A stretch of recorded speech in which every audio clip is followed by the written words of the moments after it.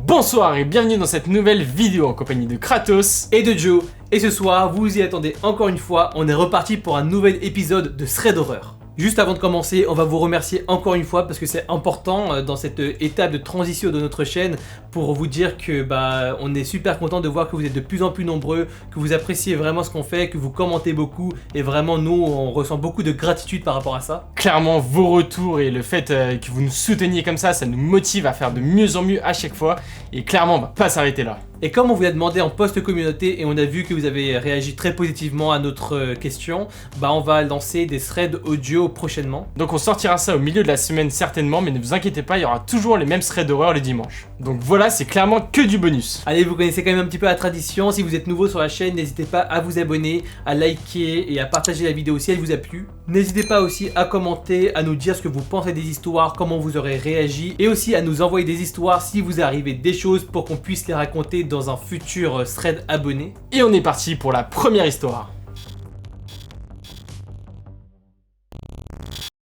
Alors vous êtes chaud, on est parti pour la première histoire, c'est l'histoire de Emeline et on vous prévient, elle est courte mais assez intense. Comme beaucoup d'histoires, Emeline nous raconte que ça s'est passé il y a quelques années alors qu'elle avait 18 ans. Elle venait d'être diplômée du lycée et comme un nombre non négligeable d'étudiants, elle cherchait un appartement où aller pour ses études supérieures. Et il faut savoir que Emeline était super stressée parce que c'est la première fois qu'elle quittait en fait le cocon familial. Elle avait toujours l'habitude d'avoir le soutien et le support de ses parents. Mais elle va décider de se jeter à l'eau, de prendre son indépendance. Donc elle va chercher des appartements et finalement elle va réussir à trouver une super affaire dans la ville où est localisée son université et elle va le prendre. Alors au début tout se passait très bien, le déménagement s'est fait sans aucune encombre, ses parents l'ont aidé à déménager toutes ses affaires et elle s'est installée pendant quelques jours toute seule et vraiment tout s'est bien passé. L'appartement juste à côté de chez elle était habité par un jeune couple en fait avec qui elle a fait une brève connaissance mais ils avaient l'air super sympas. Et donc Emeline va s'installer chez elle toute seule 2 semaines avant sa rentrée universitaire. Alors les premiers jours tout va bien se passer, Emeline va profiter un petit peu de la fin de ses vacances pour connaître un petit peu le quartier,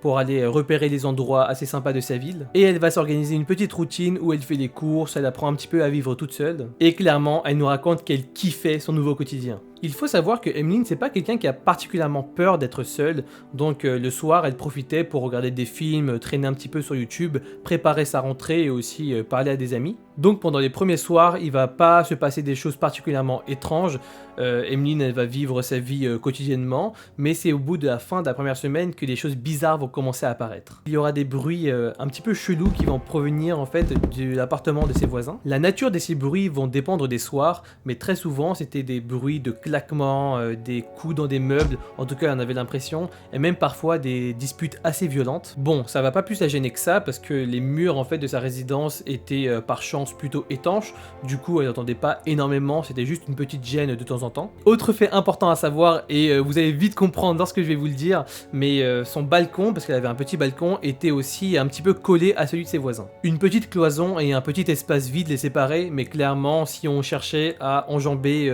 cette cloison, on pouvait très facilement y arriver, peu importe le gabarit. Alors ces bruits vont se faire de plus en plus fréquents, vont se faire de plus en plus violents et Emeline, elle va prendre un petit peu de distance avec ses voisins. Déjà qu'elle les connaissait pas beaucoup, elle avait juste fait quelques présentations, elle savait juste qu'ils étaient sympas et que voilà, ils avaient échangé quelques mots. Mais à cause de ces bruits étranges et le fait qu'elle avait l'impression qu'il y avait une ambiance assez malsaine dans leur couple, elle va pas chercher à être plus amie que ça avec eux. Un soir, alors qu'elle était sur son ordinateur en train de regarder une série, elle va se rendre compte qu'il y a des bruits un peu plus forts que d'habitude qui surviennent de leur appartement. Emeline, elle commence un petit peu à paniquer et elle espère de tout cœur que ça va vite s'arrêter, mais au contraire. D'un coup, elle va entendre un gros bruit, des pleurs et même des grosses disputes qui se font de plus en plus fortes et vraiment elle a l'impression qu'il y a une dispute très violente qui se produit. Là, elle panique, elle sait pas du tout comment réagir, d'autant plus que les bruits ne cessent pas, du coup elle a du mal à réfléchir, elle entend en plus en plus de bruits, toutes sortes de bruits contre des meubles, des disputes, elle sait pas trop et c'est là qu'elle va demander conseil à une amie. Son amie par chance va lui répondre très vite et va réussir à la conseiller et va lui demander d'appeler la police en fait si elle estime que c'était assez violent, parce que clairement Emeline le sentait et l'avait dit à son ami, ce n'était pas une dispute normale. Emeline va hésiter un petit peu, mais au bout de quelques minutes, elle va prendre son téléphone, elle va commencer à composer le numéro de la police, mais un autre bruit fracassant va venir interrompre. Elle va vite se rendre compte que c'est la police qui est en train d'enfoncer la porte de chez ses voisins. Emeline va être quand même super rassurée, elle va se dire qu'il y a la police, donc qu'il n'y a plus aucun souci, que d'autres voisins du coup ont entendu aussi, et que voilà, l'histoire allait très certainement s'arrêter là. Mais là, alors qu'elle s'y attendait pas du tout, elle va entendre un autre bruit. Ce bruit est en fait tout proche d'elle et en se retournant, elle se rend compte que de la baie vitrée qui mène à son balcon, il y a son voisin qui est en train de frapper à sa vitre. Tout ça va se passer en quelques secondes, la vitre est heureusement fermée, mais Emmeline arrive à nous décrire un petit peu son voisin. Son voisin est rouge, a des veines qui ressortent sur son front, a l'air super énervé et est en train de crier de lui ouvrir et surtout il est en train de taper avec le pommeau du couteau sur la vitre. Emmeline ne va pas plus réfléchir que ça, elle va crier, elle va être en état de choc, elle va aussi se ruer vers la porte d'entrée pour d'ouvrir et prévenir la police. D'un coup, quelques policiers vont décider de rentrer chez elle et donc de prendre en étau le voisin. Et après quelques minutes de panique dans le couloir où Emmeline sera toute tremblante, elle va voir son voisin sortir de l'appartement, bien entendu escorté par la police et menotté. Emmeline est sous le choc et elle va accompagner sa voisine, son voisin et les policiers au poste de police pour faire sa déclaration. Et alors qu'elle se sent quand même super soulagée parce qu'elle sait que son voisin ne va plus habiter à côté d'elle, elle va apprendre le fait le plus troublant de toute l'histoire. Le grand boom qu'elle avait entendu précédemment et aussi les impacts super forts qu'elle entendait pendant cette dispute provenaient en fait de voisins qui frappaient sur la porte. Et en fait, ils frappaient sur la porte de sa chambre à coucher où sa copine s'était réfugiée et où elle avait fermé en fait à clé parce qu'il était armé d'un couteau et que clairement il avait l'intention de lui faire du mal. Par chance, d'autres voisins ont réagi plus vite qu'Emmeline, ont réussi à appeler la police et donc à éviter certainement un drame. Et donc après cette histoire, Emmeline elle restera quand même sous le choc pendant de nombreux jours, elle va même demander à une amie de venir dormir avec elle. Sa voisine va venir la remercier et puis elle va déménager très rapidement et Emmeline n'aura plus jamais de nouvelles d'elle. Et après cette histoire, tout va se calmer pour Emmeline, elle va plus connaître de faits étranges ou de faits violents. Et même elle nous raconte que 3 mois plus tard, elle va laisser son appartement parce que la filière dans laquelle elle s'était engagée ne lui plaisait pas et que donc elle allait trouver une autre fac. Mais en tout cas, ce qui est sûr, c'est qu'Emmeline se souviendra toujours de ses premières nuits d'indépendance, seule dans son appartement.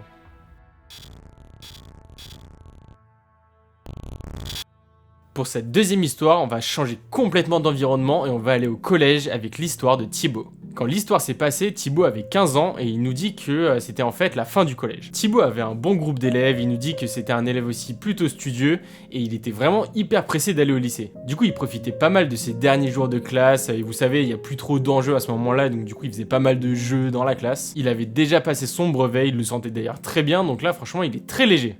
Et pour comprendre l'histoire, il nous dit qu'il va nous parler de un de ses profs en particulier, son prof de français. Ce prof en question avait un âge moyen, il avait à peu près la quarantaine, en tout cas c'est ce qu'il nous dit. Il nous dit que ce prof il était plutôt calme, plutôt réservé, que c'était un peu le genre de prof solitaire, c'est-à-dire qu'il ne mangeait jamais avec les autres profs, il ne les voyait jamais discuter avec les autres d'ailleurs. Mais à part ça, il faisait son travail comme les autres et il n'avait rien à signaler, il aimait même d'ailleurs plutôt bien ses cours. Mais comme vous le savez, j'imagine, il y a toujours des rumeurs qui circulent dans le collège et là il faut savoir qu'il y en avait pas mal sur ce prof. En fait, son comportement plutôt calme faisait qu'il y a pas mal d'élèves qui disaient que des fois il venait en cours, il avait les yeux assez rouges, comme s'il était drogué ou peut-être qu'il était alcoolisé. Thibaut il connaissait très bien ces rumeurs, mais bon, lui et sa classe ne l'avaient jamais vraiment remarqué, donc pour lui ça ne reste qu'une rumeur. Après Thibaut, voilà, il s'en fiche un petit peu de toute façon, vu qu'il n'aura plus jamais ses profs, vu qu'il va au lycée.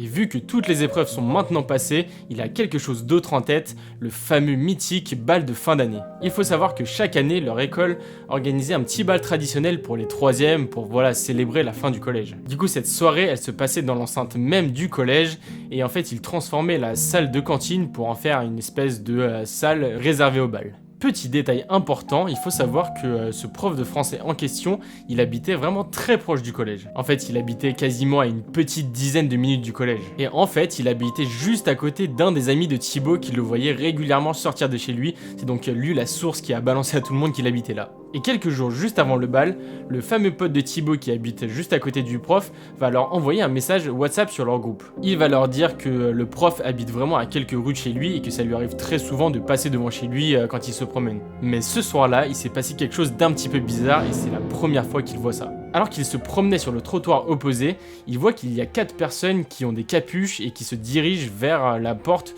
de la maison du prof. Ces 4 personnes étaient habillées en survêtement, il y en avait 2 d'entre eux qui avaient un sac de sport qui était quand même assez gros. En voyant ça, l'ami de Thibaut va même ralentir intentionnellement pour voir ce qui va se passer, parce qu'il sent qu'il y a quelque chose de bizarre qui émane de ces personnes. Il va même se demander si le prof en question n'a pas des problèmes avec ces personnes-là, parce qu'ils n'ont vraiment pas l'air bien intentionnés. Mais à sa grande surprise, quand les 4 personnes vont arriver à la porte du prof, celui-ci va leur ouvrir, et sans même dire un mot, il va les laisser rentrer chez lui. Du coup, l'ami de Thibaut, il termine son histoire comme ça sur le groupe WhatsApp et il va leur dire que c'était très bizarre. Mais Thibaut, vu qu'il n'était pas là quand c'est arrivé, il va pas prendre vraiment son histoire au sérieux et il va se dire que c'était certainement des amis à lui, quelque chose comme ça. Et enfin, le jour tant attendu par Thibaut arrive. Thibaut et ses potes se font beaux, ils se préparent, ils se mettent en costard.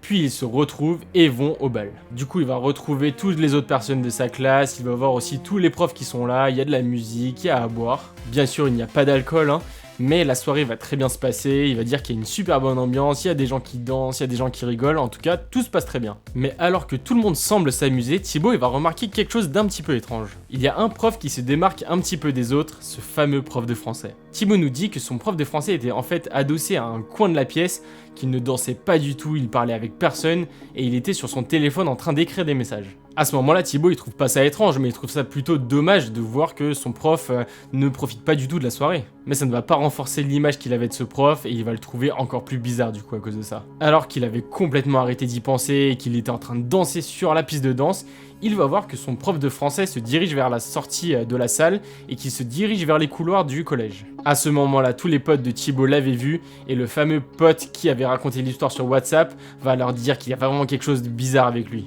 Et comme il avait l'air d'être au téléphone au moment où il est sorti de la pièce, le pote de Thibaut va proposer à tous ses potes d'aller voir ce qu'il faisait. Bien sûr, de manière discrète, juste histoire de savoir ce qu'ils se disaient au téléphone et voilà, de rajouter un peu de piment à leur soirée. Bon, au fond, Thibaut, il sait très bien qu'il va rien se passer, il sait très bien que son pote aussi sait qu'il ne va rien se passer, mais que voilà, c'est juste pour rajouter un petit peu d'excitation à la soirée. Du coup, ils vont se prendre au jeu et faire un petit peu comme s'ils étaient dans un film d'espionnage et ils vont commencer à le suivre de loin. Et il faut savoir que toutes les lumières du lycée, à part celle de la salle de la cantine, étaient éteintes, donc ils se promènent quasiment dans le noir là. Il continue de le suivre jusqu'au moment où il voit que le prof s'arrête dans une espèce d'arrière-cour qu'il y a derrière le collège et qu'il est en train de fumer et en train de téléphoner en même temps. Bon, il faut savoir qu'ils entendent pas très bien ce qu'il dit, surtout qu'ils sont à un endroit un petit peu caché parce qu'ils ont peur de se faire prendre clairement. Et bon, comme ils s'y attendaient, il y a rien de très excitant qu'ils vont entendre. Déjà qu'ils entendent pas grand chose, ils vont voir que le prof parle avec une voix normale. Du coup, bah voilà, ils vont rester quelques minutes seulement. Mais au moment où ils s'apprêtent à partir, c'est là qu'il va se passer quelque chose de vraiment hyper troublant. Alors qu'ils entendent d'un côté le bruit de la musique qu'il y a dans la salle de la cantine, tout d'un coup ils entendent leur prof gueuler hyper fort. Thibaut et ses potes voient qu'en fait le prof est assez loin pour que toutes les personnes qui étaient dans la cantine ne puissent pas l'entendre à cause de la musique, mais eux ils sont assez proches pour vraiment l'entendre crier. Et en regardant le prof, ils se rendent compte qu'il s'énerve de plus en plus et qu'il commence à crier de plus en plus fort de colère en fait. Il commence même à faire des gestes bizarres, il agite ses bras un petit peu partout, il fait les 100 pas mais de manière très nerveuse, et ils vont même décider de se recacher parce qu'ils ont peur que le prof les voie pendant qu'ils partent. Et en faisant les 100 pas, le prof va en fait un petit peu se rapprocher d'eux, ce qui fait qu'ils vont entendre encore mieux ce qu'il est en train de dire. Ils entendent que le prof est vraiment en désaccord total avec la personne avec qui il est en train de parler, et ils entendent même qu'il est en train d'insulter cette personne et qu'il est en train de la menacer. Et là, Thibaut va entendre très distinctement son prof dire « Écoute-moi, écoute-moi. Si tu me donnes pas ce que je veux, je viendrai te trouver. Et je te jure qu'on te trouvera plus. » Après avoir entendu ça, Thibaut et ses potes vont se regarder dans le blanc des yeux et ils vont décider toujours discrètement de partir et de retourner vers la salle des fêtes. Après ça, ils vont en parler quelques minutes entre eux et ils vont se rendre compte qu'en fait ça a clairement défoncé l'ambiance de leur soirée. Au début, ils faisaient juste ça pour s'amuser, mais ils ne s'attendaient pas à entendre leur prof vraiment menacer quelqu'un pour lui faire du mal, voire plus. Et à ce moment-là, l'ami de Thibaut va même leur rappeler à tous qu'il y a peut-être un lien avec ce qu'il avait vu du coup dans la rue. Mais bon, ils vont quand même décider de retourner à la fête, ils vont essayer d'oublier cette histoire, ils vont tous d'ailleurs décider de garder ça pour eux, et la soirée va se terminer, mais clairement elle va avoir un arrière-goût amer pour Thibaut et ses potes. Toute cette histoire va être derrière eux, et quelques semaines plus tard, l'ami de Thibaut qui habite à côté du prof va renvoyer un message sur WhatsApp. Il va simplement leur dire qu'il était repassé dans la rue du prof et qu'il a remarqué que sa boîte aux lettres était totalement défoncée. Elle avait vraiment été enfoncée, rayée, etc. Mais bon, cette histoire maintenant elle est totalement derrière eux. Thibaut et ses potes ils vont entrer au lycée et ils ne vont plus jamais entendre parler de ce prof. D'ailleurs, en reparlant avec des personnes qui sont encore au collège, cette personne va leur dire que le prof en question n'est plus là et qu'il ne travaille plus ici. Donc ils vont rester avec cette interrogation, ils ne vont pas savoir qu'est-ce qu'il faisait, à qui il parlait, pourquoi il était aussi menaçant. En tout cas, Thibaut nous dit qu'il ne s'attendait vraiment pas à ce que sa fin de scolarité au collège soit marquée par un prof et surtout pour une raison aussi obscure. Bon ben voilà, on espère que vous regarderez à présent pas trop mal vos profs. Surtout votre prof de français, ne vous inquiétez pas, lui il est certainement très normal. Bon, clairement, on peut entendre pas mal d'histoires sur des profs un petit peu bizarres, mais gardez quand même à l'esprit que c'est quand même très minoritaire et que normalement tout devrait bien se passer pour vous. On vous le souhaite. En tout cas, quand même, n'hésitez pas à nous partager vos histoires par rapport à des profs qui seraient arrivés en commentaire. Et nous on vous dit à très bientôt pour une nouveau thread audio et aussi pour la vidéo de la semaine prochaine. En attendant, portez-vous bien et nous, on se dit à la prochaine pour une nouvelle vidéo. Ciao. Et nous, on vous remercie encore une fois. On vous dit à très bientôt pour les nouveaux threads audio et le thread de la semaine prochaine. Et on vous dit ciao et à une nouvelle vidéo. Pas du tout. Dommage, mais c'est peut-être la fin, ça du coup.